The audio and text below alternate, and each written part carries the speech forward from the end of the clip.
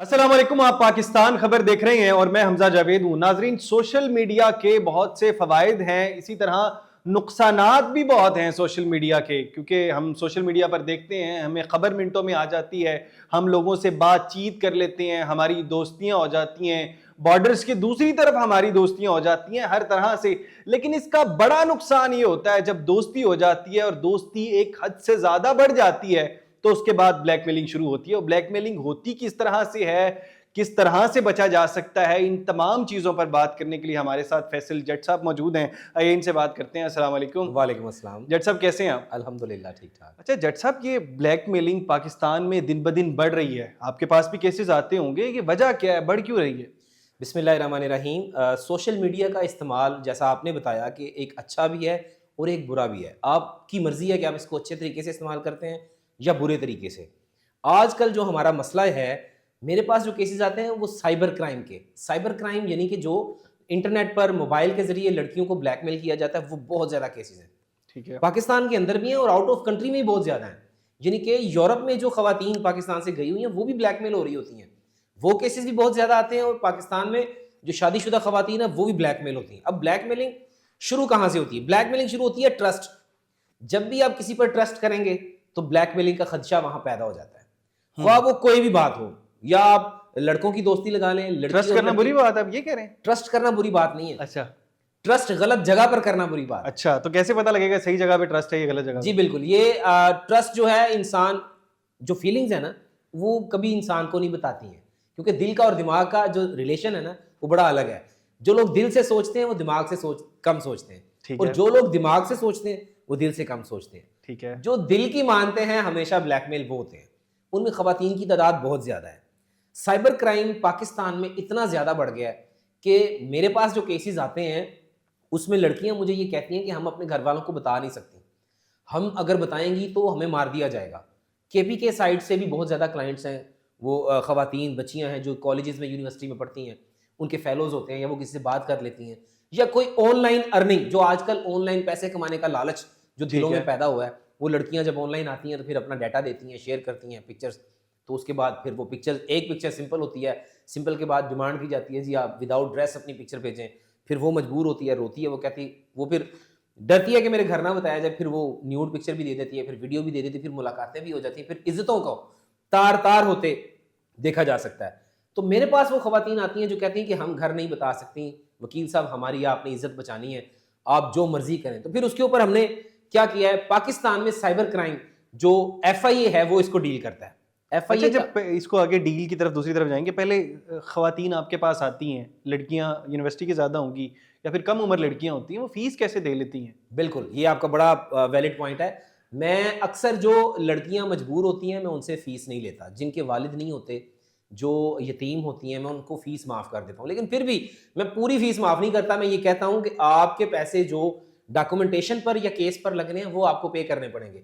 जो मेरी फ़ीस है, जो एक लॉयर की फ़ीस है, वो मैं आपको माफ़ कर दूँगा। अच्छा। फ़ीस मुकम्मल फिर भी माफ़ नहीं करता, क्योंकि सच बोलना चाहिए, झूठ नहीं बोलना खर्च चाहिए। लेते हैं, जी। फीस माफ करते हैं। जी, फीस मैं अपनी माफ़ करता हूँ, काम मैं उनका कर देता हूँ। और अक्सर जो बच्चियाँ अक्सर फीस नहीं दे पाती, आउट ऑफ कंट्री में होती हैं, वो क्या करती हैं, वो कहती हैं मैं उधार ले लूँगी, मैं अपनी मामा से ले लूँगी, मैं किसी से ले लूँगी, तो वो फीस अरेंज कर देती हैं। क्योंकि जो कहते हैं ना कि इज़्ज़त ज़्यादा कीमती चीज़ होती है, पैसा और फीस कीमती नहीं है। तो वो लड़कियाँ ये कहती हैं कि हमारी इज़्ज़त ज़्यादा कीमती है, वकील साहब आप काम करें, आपको फीस मिल जाएगी। तो वो टीनेजर्स हों या यूनिवर्सिटी की स्टूडेंट्स हों, कहीं भी अभी भी शादीशुदा हों। आपको कोई देख रही है लड़की, उसके पास पैसे नहीं है, आपके पास अगर आपसे राब्ता करते हैं तो आप बिल्कुल, पैसे नहीं लेंगे? बिल्कुल।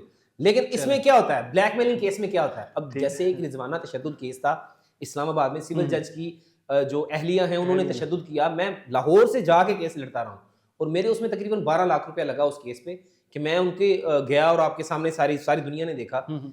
तो ये जो ब्लैकमेलिंग केस है ना, इसकी सिनेरियो थोड़ा चेंज है। इनकी फीस में ज़्यादातर माफ़ कम करता हूँ। उसकी वजह क्या है? वजह ये है कि इनके पास आईफोन होते हैं लड़कियों के पास, वालिद साहब अच्छे बिजनेसमैन हैं, इनका खाना पीना अच्छा होता है, ड्रेसिंग अच्छी होती है, लेकिन वकील के सामने आके रोती हैं कि नहीं जी हमारे पास पैसे नहीं है, तो आपकी मेहरबानी फ्री कर दें। तो वो ड्रामा जो है ना, वो मैं नहीं लेता। जो अच्छा। रियल मजबूर हो लड़की, जो कैसे देखते पता हैं, लगता है रियल मशहूर है? वो हम उनका पूछते हैं, इंटरव्यू करते हैं, अच्छा। क्वेश्चन मतलब कुछ क्वेश्चंस करते हैं, तो हमें पता चल जाता है कि ये गरीब है या अमीर है। क्योंकि लैंग्वेज से भी इंसान को गैस हो जाता है, क्योंकि हम वकील हैं, सारा दिन अदालतों में घूमना फिरना होता है, तो देख के वो पंजाबी कहते हैं ना, उड़दी चिड़ी दे पर गिन लेते हैं। अच्छा। तो बात करने के अंदाज से भी गैस हो जाता है। तो जो ज्यादा अमीर लड़की होती होगी तो आप ज्यादा पैसे भी ले लेते होंगे, बिल्कुल। ब्लैकमेलिंग चढ़ती होगी, इधर से भी आप ब्लैकमेलिंग करते होंगे, उधर से वो नहीं एक यार, ब्लैकमेलिंग से बच के दूसरी नहीं, ब्लैकमेलिंग। ये आपका क्वेश्चन बड़ा वैलिड है कि ये अक्सर लड़कियों ने मुझे कंप्लेंट्स की हैं कि हम केस लेके गए किसी लॉयर के पास और लॉयर ने ब्लैकमेल किया, अब हम फंस गए, हम कहाँ जाएं। उनको भी चुंगल से निकलवाया, वकील साहब के चुंगल से भी निकलवाया। लेकिन ये होता है, बात है ट्रस्ट की, बात वही आ जाती है कि अगर तो ट्रस्ट हो, कहते हैं डॉक्टर और वकील के ऊपर अगर आप ट्रस्ट करते हैं तो ये आपका रिस्क होता है। या तो डॉक्टर अच्छा आपका इलाज कर देता है, इलाज अच्छा हो जाता है, या तो ऑपरेशन खराब हो जाता है, मरीज ही ऊपर पहुंच जाता है।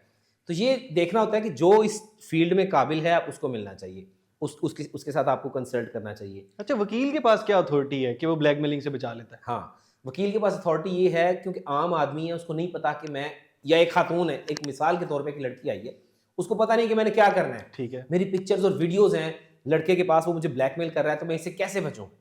ठीक वो क्या होता है, अब वो पुलिस स्टेशन जाती है तो पुलिस स्टेशन वाले कहते हैं कि अपने माँ बाप को लेकर वो डर जाती है, वो वहीं पे एप्लीकेशन जेब में डालती वापस आ जाती है।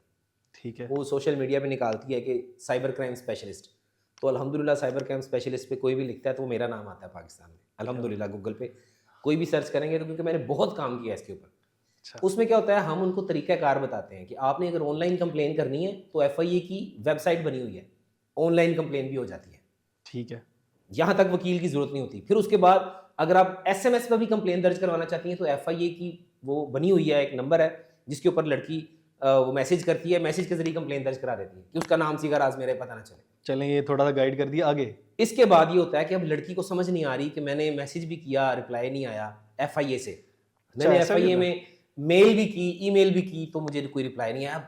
ब्लैकमेलर सर पे चढ़ गया, घर के बाहर खड़ा हो गया, गाड़ी लेके आ गया कि मैं वीडियो तस्वीरें लेके अंदर आ रहा हूँ, और लड़की जो है ना वो फंदा तैयार कर रही कि मैं अब लटकना है बस, और कोई हाल नहीं है। ऐसा केस ऐसे हुआ है? क्लाइंट्स भी, जी ऐसे क्लाइंट्स रियल में केस जी हुआ जी है? बिल्कुल, अच्छा, ऐसा भी हुआ है। तो फिर उस सिचुएशन में क्या करती हैं, वो साइबर क्राइम स्पेशलिस्ट को मिलाती हैं, तो आगे से वकील साहब बोलते हैं, वो कहते हैं जी मैं फंस गई हूँ, कैसे मुझे किसी भी तरीके से निकालें। वकील साहब कहते हैं 3 लाख। वकील साहब कहते हैं टेंशन नहीं लेनी। वो अगर फैसल जट हो तो वो बिल्कुल, वो उनको, मैं कहते हैं ना कि डॉक्टर और वकील के पास जब, या मरीज किसी डॉक्टर के पास आता है तो जब डॉक्टर तसल्ली दे देता है ना, आधा मरीज वैसे ठीक हो जाता है, तो हम आधी तसल्ली तो मौके पे दे देते हैं। फिर क्या करते हैं, कार्रवाई होती है FIA की एप्लीकेशन, लड़की को उसके नाम की एप्लीकेशन लिखते हैं, उसके साइन और अंगूठे के बाद उसको कहते हैं कि जाके आप इसको सबमिट करवाएं।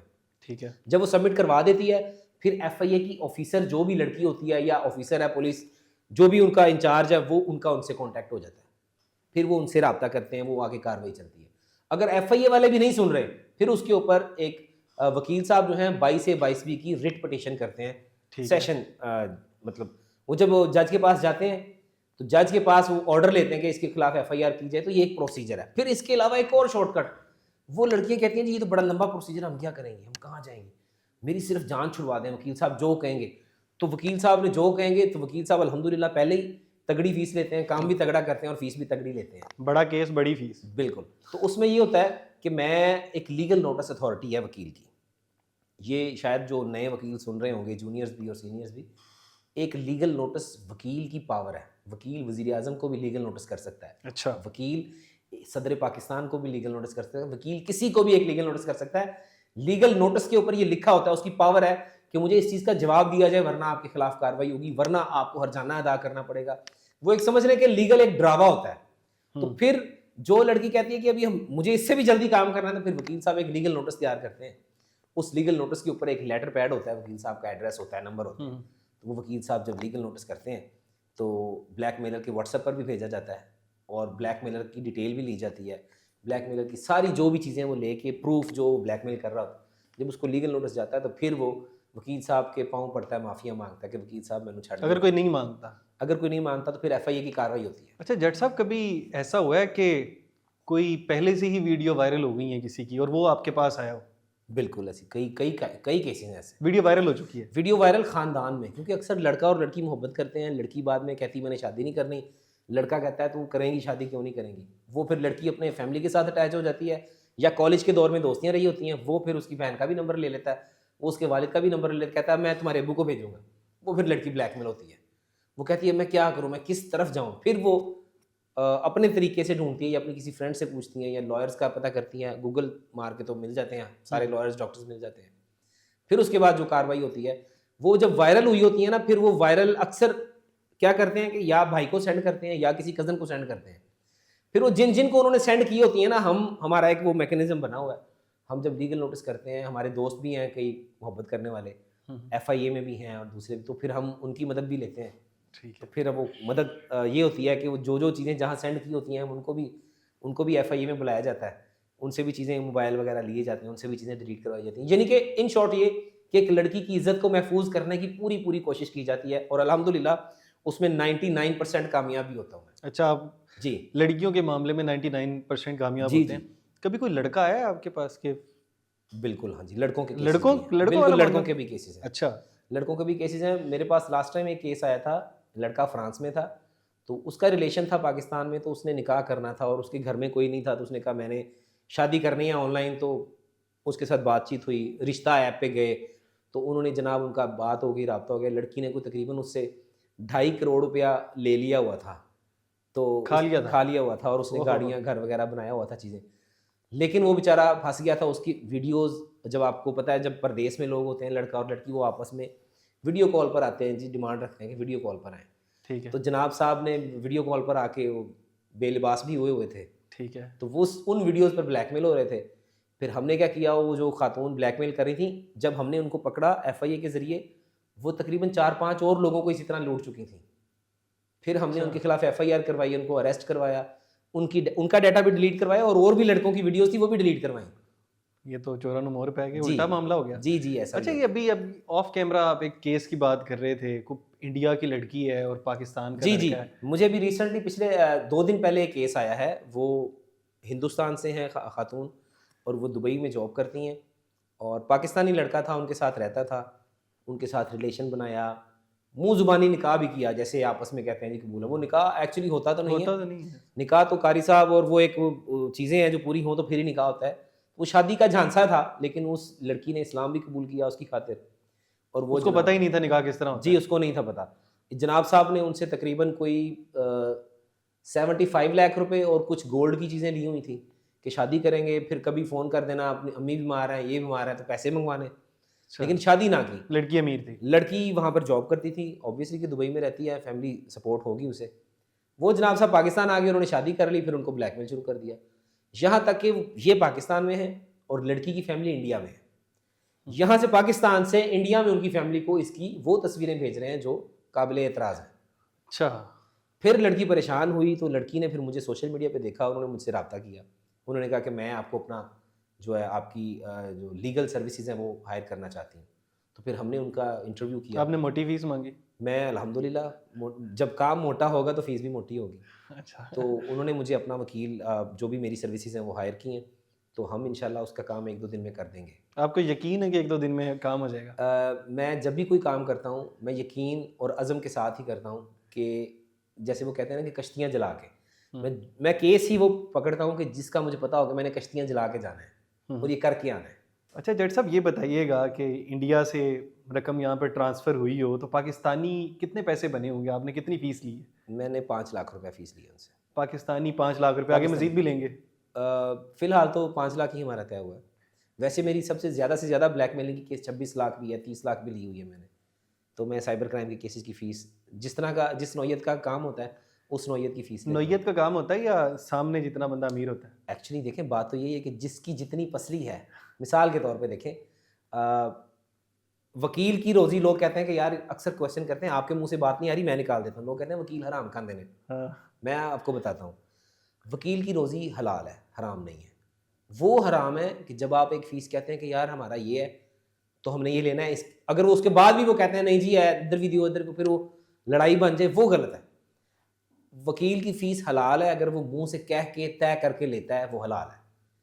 वकील आज आपको मैं बताता हूँ, हामिद खान लाहौर में, एतजाज़ एहसन, खोसा साहब, ये जो बड़े बड़े नाम हैं, इनके वकालतनामे लगते हैं तो करोड़ों रुपया फ़ीस है। सिर्फ एक पेपर, इसके ऊपर उनके साइन होते हैं और ये वकालतनामा कोर्ट में पेश होता है। वो खुद पेश नहीं हुए अभी, करोड़ों रुपया उनकी फ़ीस है। 2 करोड़ लेता है कोई, 1.5 करोड़ लेता है कोई करोड़। तो क्या इसका क्या मतलब वो हराम खाते हैं? उनका नाम है, उनको अल्लाह ने इज़्ज़त दी है। अगर कोई वकील है, उसने इज़्ज़त भी अपनी खुद बनानी है। अपना अगर उसने ब्रांड बनना है तो वो खुद बनेगा। ठीक तो है। अल्हम्दुलिल्लाह फैसल जट एक ब्रांड है। तो अल्लाह अल्लाह इसमें कामयाबी देता है। अच्छा, मेल का भी आपने बात कर ली, फीमेल की बात कर ली, कभी कोई तीसरा जेंडर है आपके पास? तीसरा जेंडर मेरे पास एक यहाँ से आई थी, रीमा जान उनका नाम था, मैं नाम ले रहा हूँ इसलिए क्योंकि वो बड़ा सोशल मीडिया पे उनका केस चला। उनके बहन भाइयों ने उनकी प्रॉपर्टी हथिया ली, उनको बड़ा डराने की कोशिश की, बड़ा धमकाया। उनके पीछे भी मैं गया, दौड़ लगाई, उनकी भी जो प्रॉपर्टी थी वालिदैन ने बनाई हुई थी। वो खुद एक डांसर भी रह चुका है, मतलब वो बड़े पैसे भी कमा चुके हैं, लेकिन उनके बहन भाइयों ने उनको बड़ा लूटा। उनका केस आया था मेरे पास, उनके अलावा भी कई आते हैं, तो केस तो आते रहते हैं। अच्छा, जज साहब कभी इस तरह से हुआ है कि किसी लड़की ने ही लड़की को ब्लैकमेल किया हो? बिल्कुल ऐसा हुआ है, मेरे पास ये केस आया था, दोनों लड़कियां आपस में दोस्त थीं।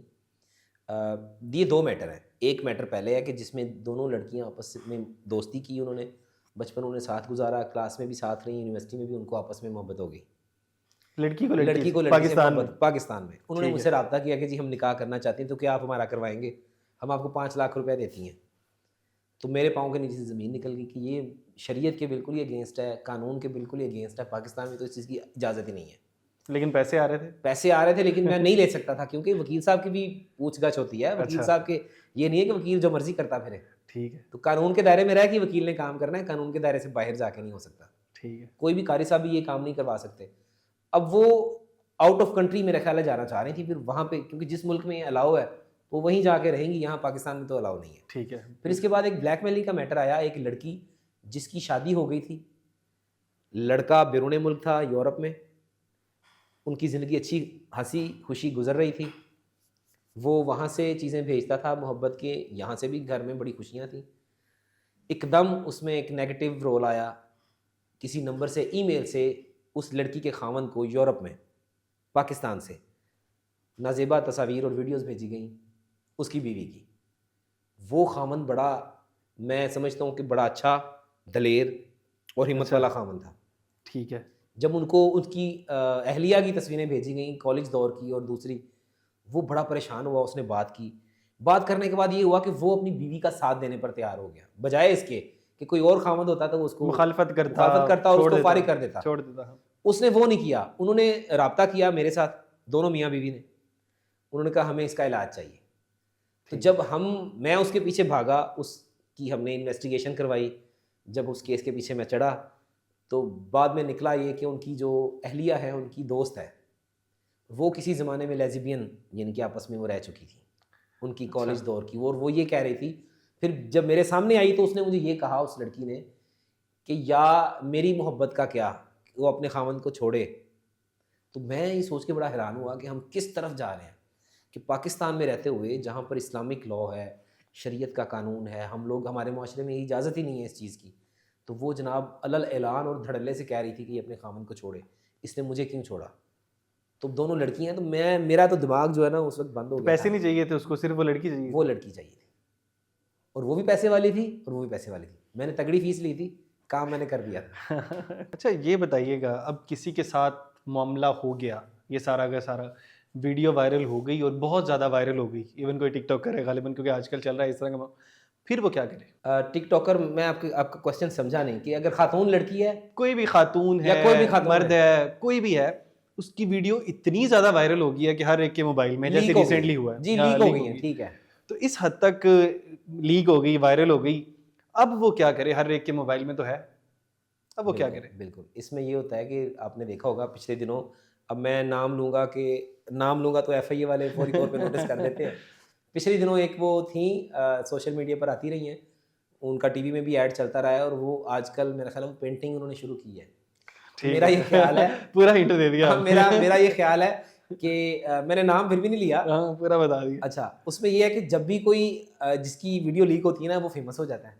पाकिस्तान में ये मैंने देखा है, हालांकि ये बहुत गलत ट्रेंड है। इज्जत सबकी सेम होनी चाहिए, ख़वातीन की इज्जत बहुत ज़्यादा इंपॉर्टेंट है। अब वो जिसकी वीडियो लीक होती है वो जनाब मिलियंस में जा रहे होते हैं, तो ये ट्रेंड बड़ा गलत है। लेकिन वो जो कोई भी चीज़ अगर लीक होती है, इंसान की अपनी मर्जी से होती है। अच्छा, ये मैं समझता हूँ कि मैं आपके टीवी चैनल पर बैठ कह रहा हूँ कि कोई भी वीडियो अगर लीक होती है, उसकी मर्जी से होती है। अगर वो वीडियो ना बनाने की इजाज़त दे तो वीडियो बनेगी नहीं, अगर वीडियो बनेगी नहीं तो लीक भी नहीं होगी। तो वो जो अगर लीक हो गई है तो इसका मतलब है इसके पीछे बहुत बड़ी स्टोरीज होती हैं, कहानियाँ होती हैं। अच्छा, एक वीडियो वायरल हुई, उसमें वो खातून खुद कह रही हैं कि मैं वीडियो लीक कर दूंगी अगर तुमने मेरे से शादी ना की। तो इस तरह के केस के अंदर क्या उसको भी सजा हो सकती है जिसकी वीडियो वायरल हुई हो? बिल्कुल हो सकती थी। अब ये जिस केस की आप बात कर रहे हैं ना, इस केस को मैं आपको बताता हूँ। इस केस में लड़का भी कल्प्रिट था, लड़के के ऊपर भी एफआईआर्स थी। अच्छा।